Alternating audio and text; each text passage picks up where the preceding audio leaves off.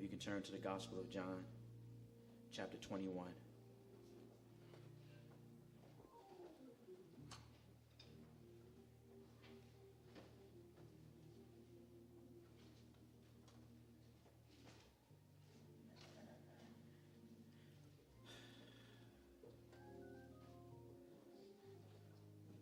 Starting at verse 1, ending at verse 6. Afterward, Jesus appeared again to his disciples by the Sea of Tiberias. It happened this way. Simon Peter, Thomas, called Didymus, Nathanael from Cana in Galilee, the sons of Zebedee, and 2 other disciples were together. "I'm going out to fish," Simon Peter told them. And they said, "We'll go with you." So they went out and got into the boat, but that night they caught nothing. Early in the morning, Jesus stood on the shore, but the disciples did not realize that it was Jesus. He called out to them, "Friends, haven't you any fish?" "No," they answered. He said, "Throw your net on the right side of the boat, and you will find some." When they did, they were unable to haul the net in because of the large number of fish. Amen. I want to tag this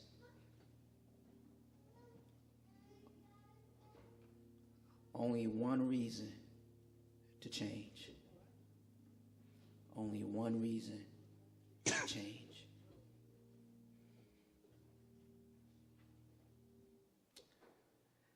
I found out, or at least I'm understanding,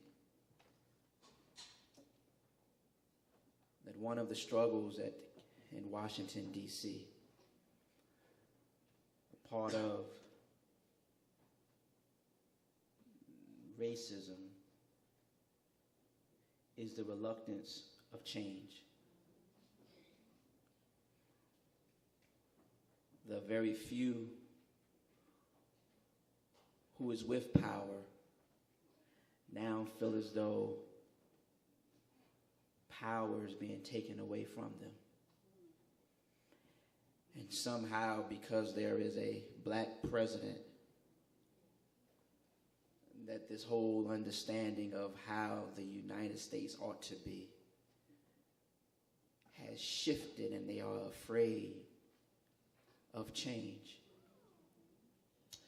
And anyone who believes that racism does not exist either are naive or have no regard for language. Think about this.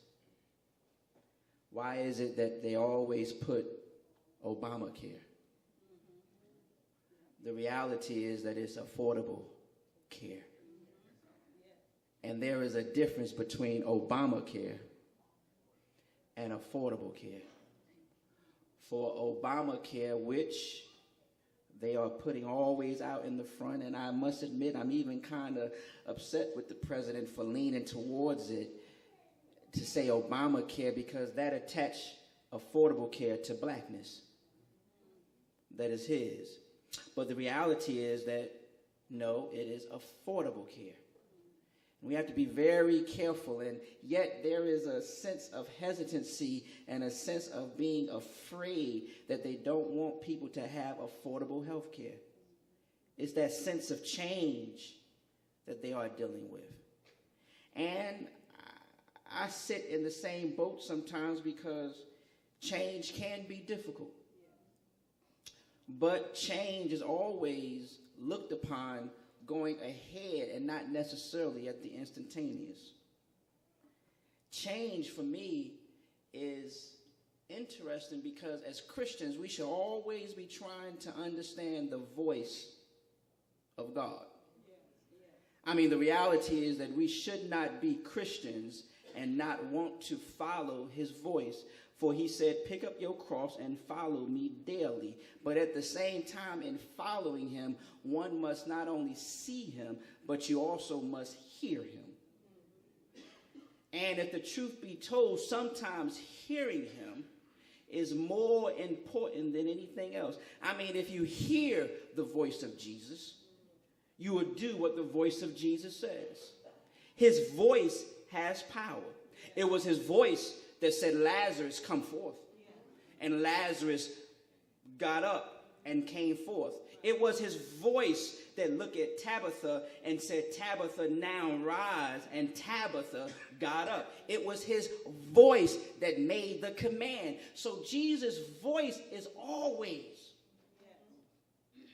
important, because in his voice you will begin to see and hear what it is that he wants you to do.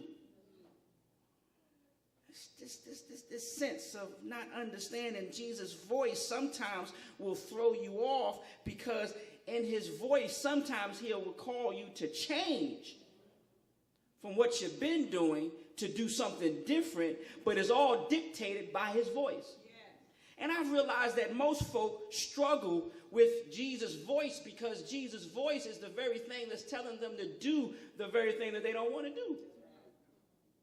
Jesus' voice will never make you feel comfortable, because the reality is that Jesus is always looking for you to be better than what you are. And we get stuck sometimes, and I've been stuck also, where we keep doing the same thing the same way, expecting different results, but the reality is we get the same results. And if Jesus' eyes looks farther than our eyes, and Jesus' understanding is more than what we can ever imagine, why do we want to get stuck in so many different things? And if the truth be told, the church plays a heavy role in being stuck. We get caught in our same comfortability, but if the truth be told, Jesus does not care about your comfortability. Why do Jesus have to care about your comfortability when the reality is he made himself uncomfortable when he left glory? Why should Jesus care about your comfortability? Because he himself became uncomfortable when he allowed them to hang him on the cross. His uncomfortability was looked upon the cross. So from the outset, we know Jesus does not care about the cross, about your comfortability. So we get stuck wanting the same thing, and I struggle with it. But I'm always trying to hear for Jesus' voice, because when Jesus' voice directs me, then I can do what Jesus would have me to do. But it's only in his voice. And when we see this text helps us to understand this. Look at the text. The disciples in whom Jesus called, and how did Jesus call them? He called them with his voice. He said, come and follow me. They dropped what they were doing at one particular time, 3 years prior to this instance, and they began to follow him. They dropped everything that they had to follow Jesus. But in following Jesus during this 3-year tenure, they were looking at him and they were listening to him. So now they're doing what they used to do from the outset, and that is to fish. Look at them. They all were experts in fishing. They went out at night to fish, because it is told that at night is when you would get the big catch.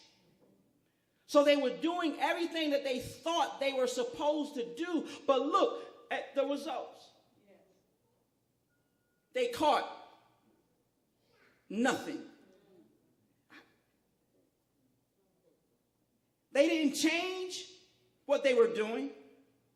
They understood about throwing the net a certain way. They understood about the calmness of the water. They understood about going out at night. They understood about all of that. They were experts in fishing, but yet and still, when they did what they were supposed to do, according to their own sense of experience of what they thought they were supposed to do, they did something and then came up zero.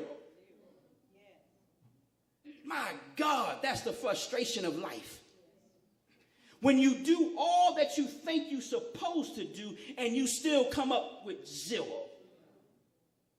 When you love the same way you're supposed to love, committed to the person that you're supposed to be committed to, and yet and still you come up with zero. When you when you studied all night long and participated in the things you were supposed to participate, you went to Bible study, you went to Sunday school, you stayed doing everything that you were supposed to do, and now all of a sudden you end up with nothing. The frustration of life when you do all that you ought to do and yet come up with nothing. This is the experience of the disciples. Can you imagine? Now realize they were only fishing because they needed some food.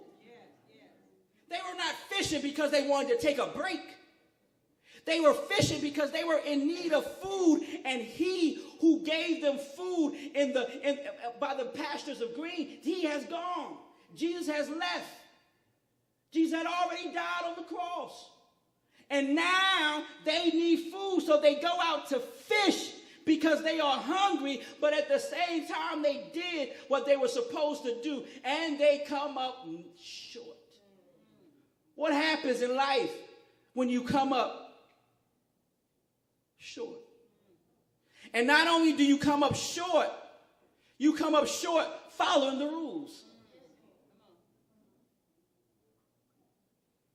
Trayvon, mother and father, follow the rules. Follow the rules. Go to court. Plead the case. But yet they came up short.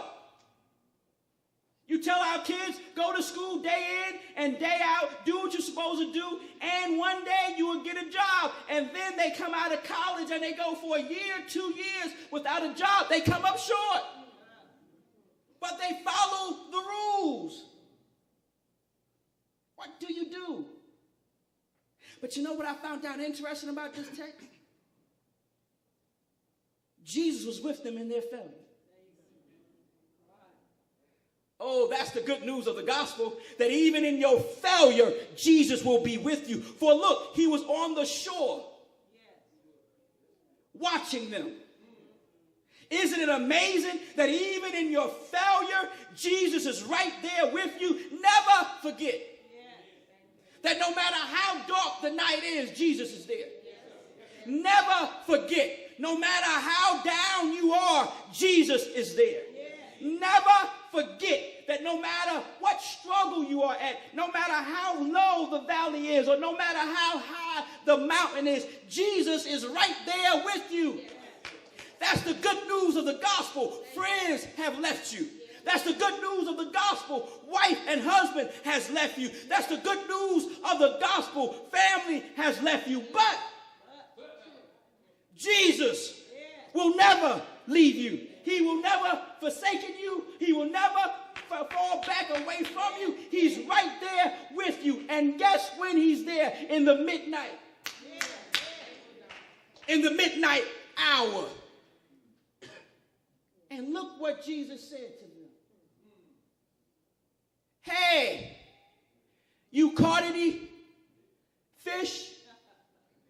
Not only was he with them in their failure, but Jesus knew that they were unsuccessful. And he posed a question to them.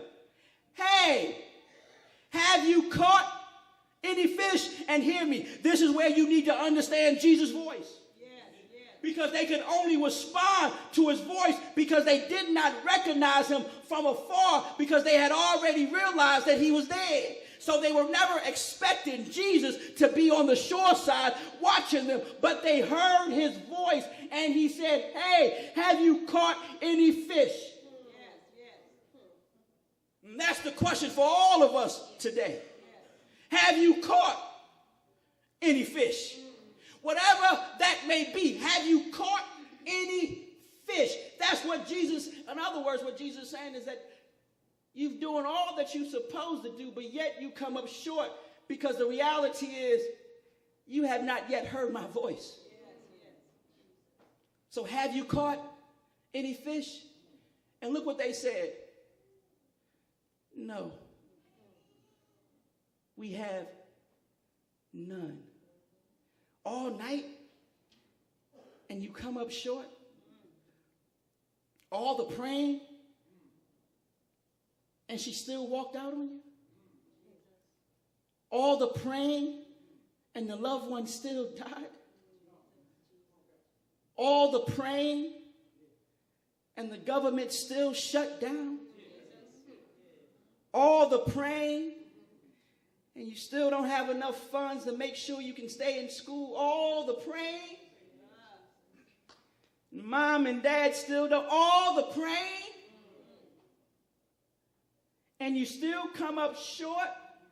And then Jesus has the audacity to ask you, and here we come with the only reason to make a change. Listen to Jesus' response, and I'm done. His response is, hey, throw it on the other side. The same water, the same boat, the same sea, the same death. But Jesus said, throw it on the other side. He said, matter of fact, throw it on the right side. So therefore, if you have to throw it on the right side, that means what you was doing before was the wrong. And that's the good news of the gospel. And we'll never be able to do what Jesus wants us to do and follow him if we never accept where Jesus would have us to go. Throw it on the other side. I cannot get this because it bothers me. They were doing what they were supposed to be doing at the right time. They prayed right. They fished right. They came up nothing. And all Jesus said was throw it on the other side. It was his voice. His voice told them what to do. And I realized in a minute and in a second, it's Jesus that controls how the fish swim.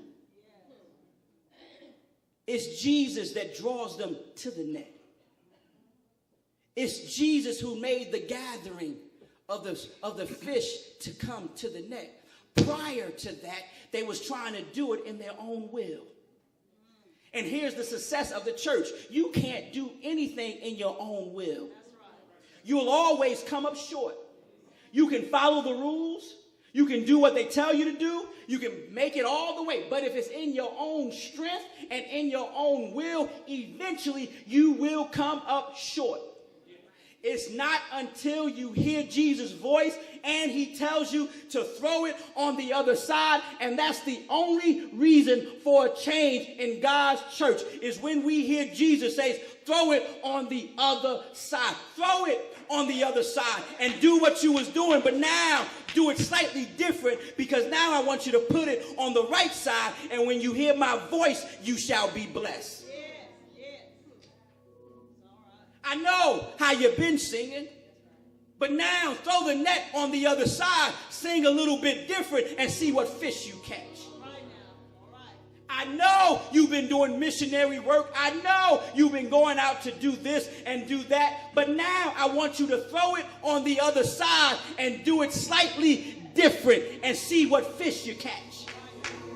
In other words, never get comfortable with what you were doing in the past, but get uncomfortable with what Jesus wants you to do in the future and understand if you catch anything in the future, you're catching it because you heard the voice of Jesus. Isn't that what the cross was all about?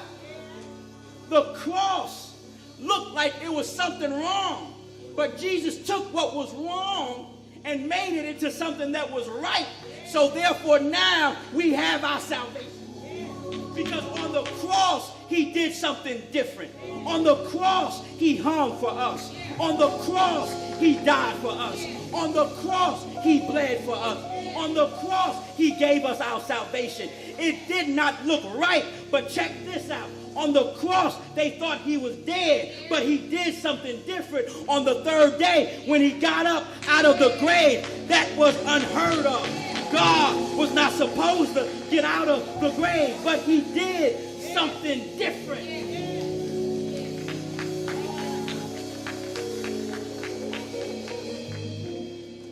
All of us struggle with change.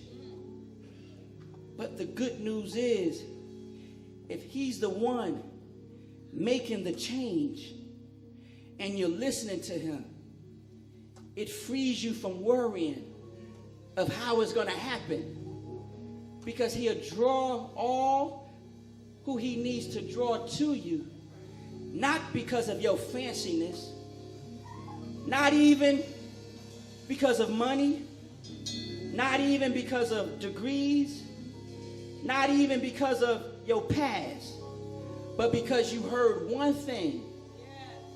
You heard him say, now throw it on the other side. And look what they caught. They caught so much fish that they could not understand. And guess what? The net never broke. The good news of the gospel, when you put the net on the other side, because you heard Jesus' voice, he'll give you a catch that you never had, and the net will never break. It's only when you keep doing it the same way and refuse to move according to Jesus where you will be unsuccessful. I just stopped by to let somebody know that I'm no longer afraid to keep on doing what Jesus has suggested.